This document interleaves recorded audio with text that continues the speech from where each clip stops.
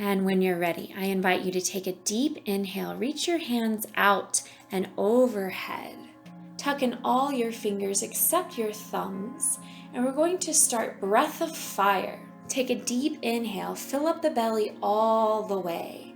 Then make short, quick exhales through the nose as you snap your navel in. It looks like this.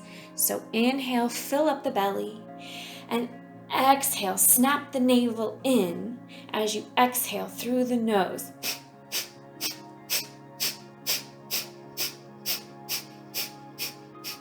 So the inhale is passive and the exhale is active. As you force air out through your nose, you might want to have a tissue nearby if you're congested. So we'll explore this breath as many times as you would like to.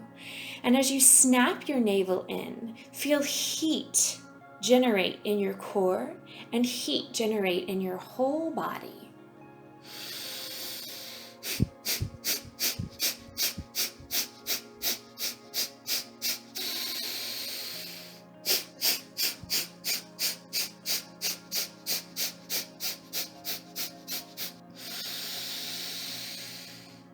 And on your next exhale, release.